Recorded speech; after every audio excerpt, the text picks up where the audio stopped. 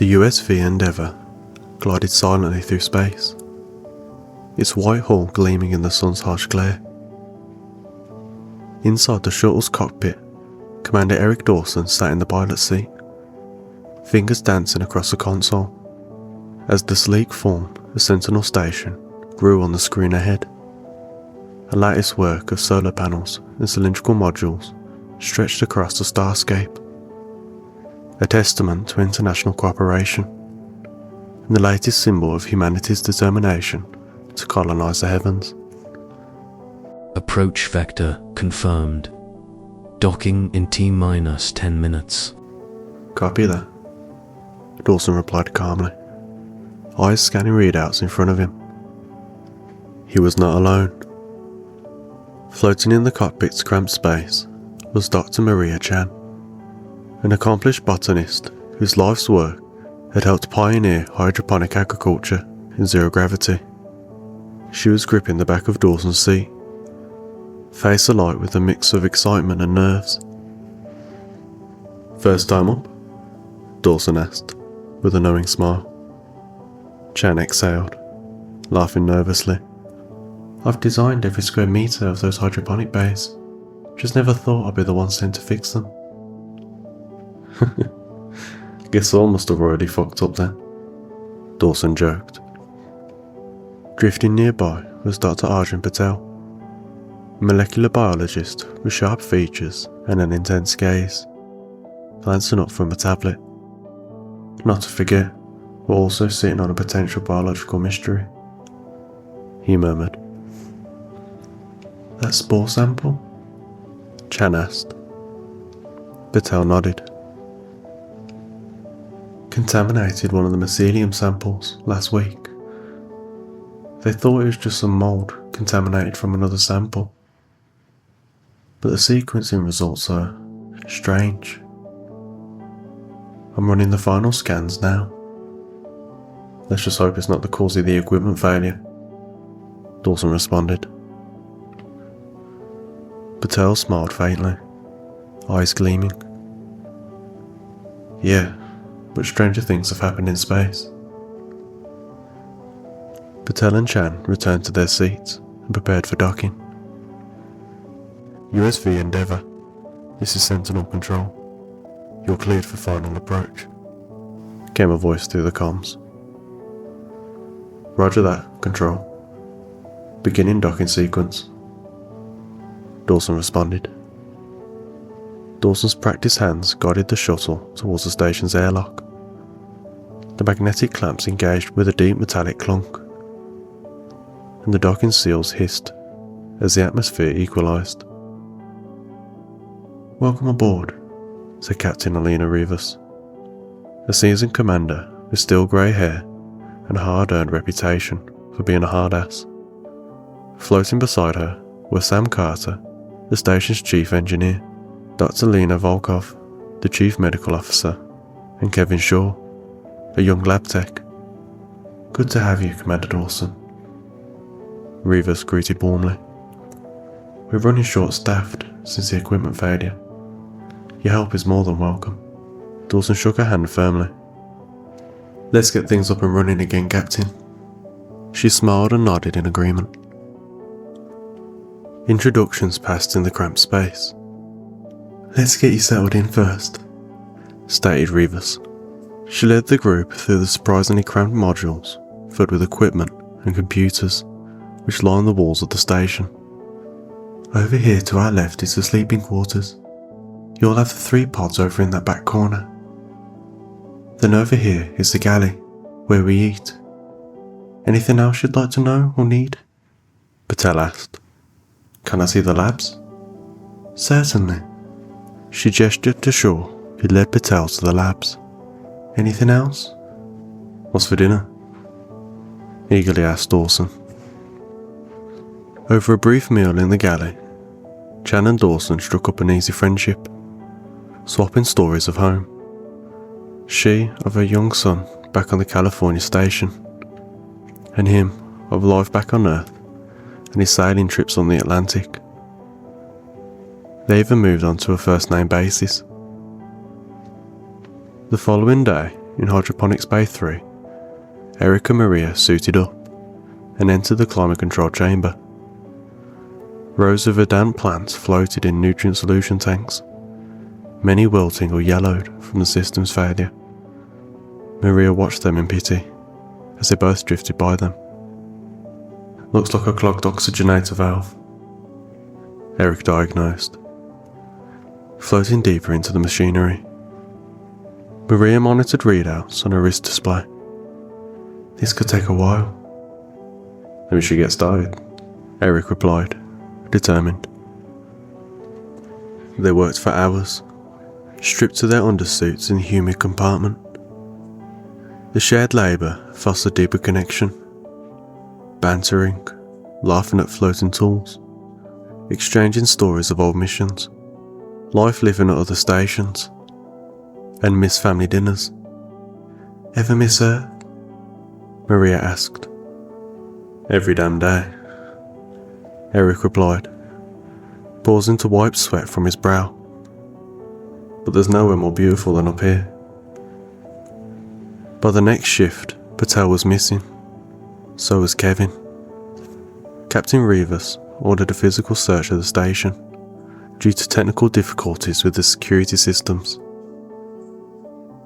Eric finished final repairs with Maria. "We should check in," Maria said, concerned. "Right behind you." The corridors beyond hydroponics were eerily silent. Emergency lights flickered red. "What the hell?" Maria said. "This is Dawson. Rivas, do you read?" Eric called into his comms. There was silence. "Something's wrong," Maria whispered. They drifted cautiously through the station towards the command deck. At an intersection they found Sam Carter. Eyes milky. Something pulsated on his skin. "Sam?" Eric called. Sam's body twitched. His whole body shook violently, then he let out a primal scream. He propelled himself forward in the low gravity, moving with unnatural speed. Eric shoved Maria back and grappled with the engineer, barely forcing him away. "Shit, go back," he shouted. They fled as more crew members emerged, the milky eyes locking onto them, moving in eerie synchronization, as if they were a hive. "The escape pods," Maria gasped, floating next to Eric, breathless. Eric knew time was running out. He could feel the grey spreading beneath his skin, symptoms flaring. "We need to split up," he told Maria. "We'll double our chances." "Eric, no." "No argument, just go." She gave him one last look before entering Pod 1.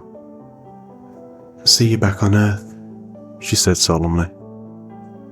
Eric smiled and nodded, knowing deep down this would be the last person he will ever see. Maria gave a final desperate glance before parting ways. Eric then climbed into Pod 2 and strapped himself in, breath ragged. His vision blurred, thoughts dimming, beneath the spreading infection.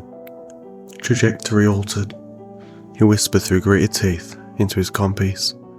"Take us to Mars." He felt a dull clunk reverberate through the pod. He looked to his left through the viewport. He saw Maria's pod drifting away, towards home. "Stay safe," he whispered. He pressed the launch button just as his final breath caught in his throat. He then began to convulse violently as the fungal tendrils crawled their way up his windpipe and growths burst from his spine. Then, the agonizing darkness took him.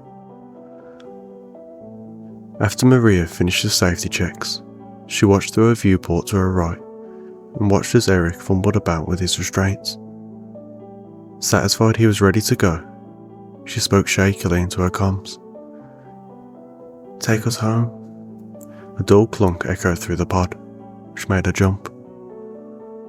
She opened her tablet to try and ease her mind. She decided to try and access the camera feeds to see if anyone was still alive.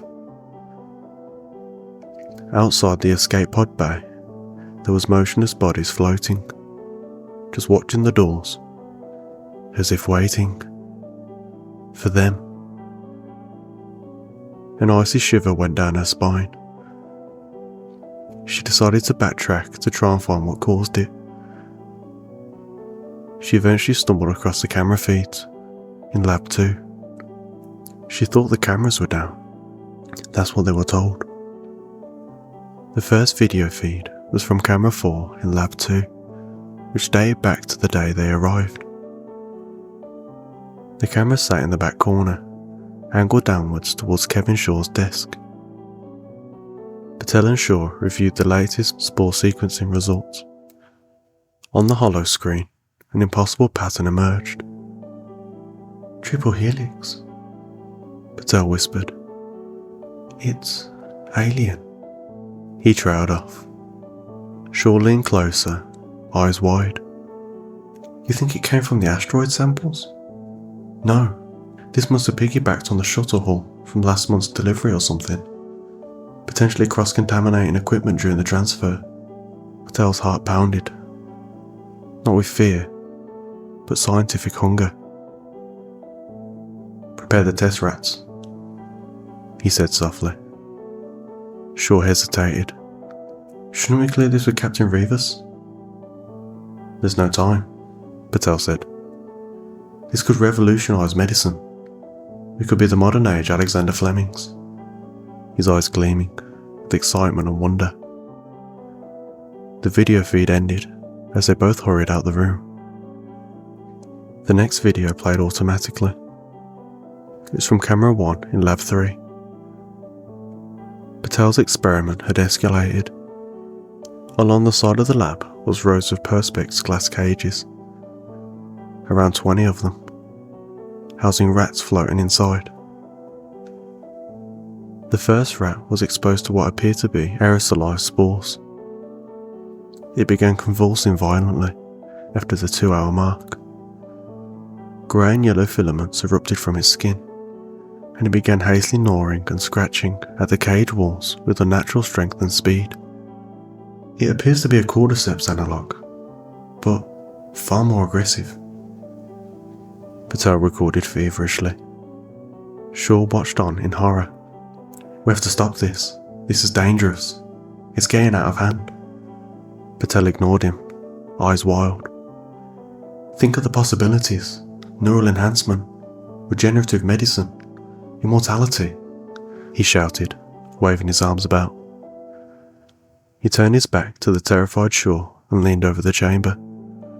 A faint hiss escaped, a hairline crack in the containment glass. Patel began coughing, which raised in intensity. "Patel?" Shaw asked, alarmed. Patel's hands trembled. Grey blotches spread across his veins. He turned to Kevin, eyes turning a milky white. "Help me," he rasped, as blood and spittle flew from his mouth, forming droplets in the air. But already the spores had taken a hold. Maria stared at the frozen screen, her face frozen in terror. The shuttle then began to shake, which rapidly increased in intensity as she began plummeting through the upper atmosphere, and flames slowly engulfed the outside of the pod. In the rolling fields of rural Kansas, Farmer Tom Briggs worked beneath the early dawn sky. An orange flicker caught his eye, a parachute descending into the distant woods. "What the hell?" he muttered, grabbing his flashlight and his shotgun. "It better not be them commie bastards again," he muttered to himself. He trekked through the forest. Eventually, he got to the pod, which lay open amid broken branches, its interior smeared in crimson. "Jesus," he whispered, covering his face, bile rising. "What the fuck happened? Did a bear get here first or something?" A soft rustle sounded behind him. He spun around wildly with his gun raised, only to be greeted by a squirrel perched innocently on a tree stump, watching him with little beady eyes. "Well, hey there, little fella, what are you up to?" Tom began. The squirrel then began convulsing violently, limbs twitching as grey filaments burst from its skin. Tom started walking backwards slowly, terrified. It screamed, a chittering, unearthly sound, then launched itself at him, sinking its teeth and claws into his face. Tom's terrified screams echoed throughout the woods as crows in a neighbouring field took off into an otherwise peaceful morning sky.